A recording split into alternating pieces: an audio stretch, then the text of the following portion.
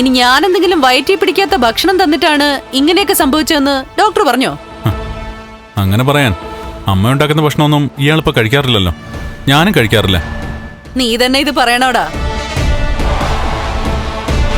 ഇവളെ കല്യാണം കഴിക്കുന്നതിന് മുൻപ് ഞാനുണ്ടാക്കിയ ഭക്ഷണമായിരുന്നു നിനക്ക് പ്രിയം.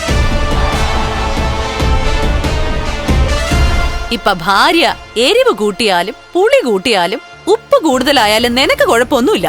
അതങ്ങനെയല്ലേ വേണ്ടത്. കല്യാണം കഴിഞ്ഞു കഴിഞ്ഞാൽ അമ്മമാർക്ക് വിശ്രമം കൊടുക്കണം.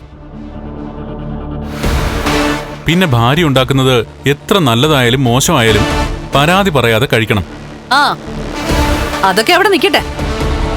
എന്താ ഇവക്ക് പറ്റിയത്?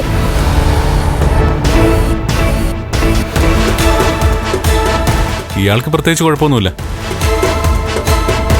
BP ഒന്ന് ഡൗൺ ആയതാ. ട്രിപ്പ് കൊടുത്തു. കുറച്ചു സമയം കിടത്തിപ്പോ ഓക്കെ. ഇവക്ക് ലോ പ്രഷറോ? ഇവളുടെ സ്വഭാവം വെച്ചേ ഹൈ പ്രഷർ ആവേണ്ടതാ. അമ്മ പോയി അമ്മയുടെ പ്രഷർ ഒന്ന് ചെക്ക് ചെയ്ത് നോക്ക്. മിക്കവാറും അമ്മയ്ക്കായിരിക്കും പ്രഷർ കൂടുതൽ.